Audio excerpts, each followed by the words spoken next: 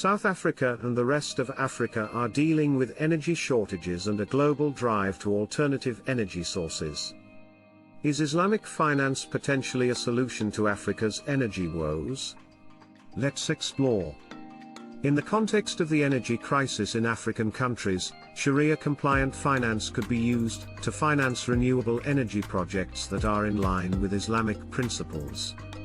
For example, solar, wind, and hydroelectric power projects could be financed through Sharia-compliant financing mechanisms, such as Islamic bonds, sukuk, leasing arrangements, ijara, and profit and loss sharing agreements, mudarabah.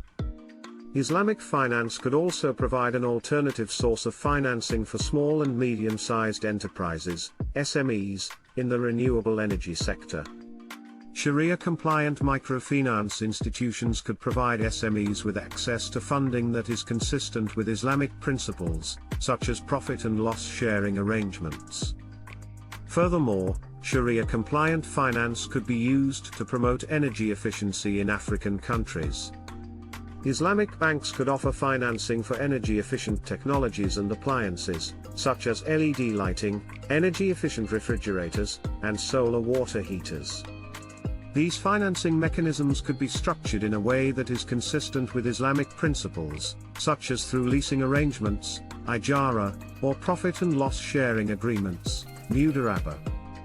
Sharia-compliant finance differs from conventional finance in several ways, particularly in terms of the principles and practices that underpin it. Here are 4 key differences between the two types of finance. 1. Interest-based versus profit and loss sharing. Conventional finance typically involves charging interest on loans and other forms of financing. Sharia-compliant finance, on the other hand, prohibits charging or paying interest, riba. Instead, it relies on profit and loss sharing mechanisms, where investors share in the risks and returns of the project. 2. Asset-backed versus asset-based. In conventional finance, loans and other financing mechanisms are often based on the creditworthiness of the borrower. In contrast, Sharia-compliant finance requires that transactions be based on tangible assets, such as real estate, commodities, or equipment. 3. Prohibited industries. Islamic finance prohibits investment in industries that are considered harmful to society, such as gambling, pornography, pork and alcohol. This means that Sharia-compliant finance would not be available for projects in these industries, which can limit the pool of potential investments. 4. Ethical investment. Islamic finance promotes ethical investment practices and requires that investments be made in projects that have a positive social impact. This means that renewable energy projects, which promote sustainable development and environmental stewardship, would be favored under Sharia-compliant finance. In the context of the energy crisis in African countries, these differences could have several implications. For example, Sharia-compliant finance could be used to finance renewable energy projects that are in line with Islamic principles, such as solar, wind, and hydroelectric power. This would provide an alternative source of financing for African countries, particularly those that may have difficulty accessing conventional financing. There are several examples of how Sharia-compliant finance is being used to supply alternative energy sources. Here are a few real-life examples.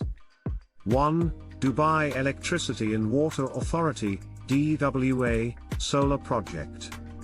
In 2017, DEWA issued a $500 million green sukuk to finance a 700 MW solar project in Dubai. The sukuk was issued in compliance with Sharia principles and was the largest green sukuk issued at the time. The project is expected to generate enough electricity to power 320,000 homes and reduce carbon emissions by 1.6 million tons per year. 2. Tadau Energy Solar Power Project. In Malaysia, Tadau Energy, a renewable energy company, issued a $60 million green sukuk to finance a 50 MW solar power project. The sukuk was structured as an ijara lease, where investors lease the solar panels to Tadao Energy and receive rental income from the project's revenue. The project is expected to reduce carbon emissions by 34,000 tons per year. 3. Alfanar Energy Wind Power Project. Alfanar Energy, a Saudi Arabian renewable energy company, issued a $95 million sukuk to finance a 50 megawatts wind power project in Pakistan. The sukuk was structured as a mudaraba agreement, where investors provide financing and share in the project's profits. The project is expected to provide electricity to 50,000 homes and reduce carbon emissions by 90,000 tons per year. These examples demonstrate how Sharia-compliant finance can be used to finance renewable energy projects, such as solar, wind, and hydroelectric power. By structuring financing arrangements in compliance with Islamic principles, these projects can attract a wider pool of investors, particularly those who prioritize ethical and socially responsible investments.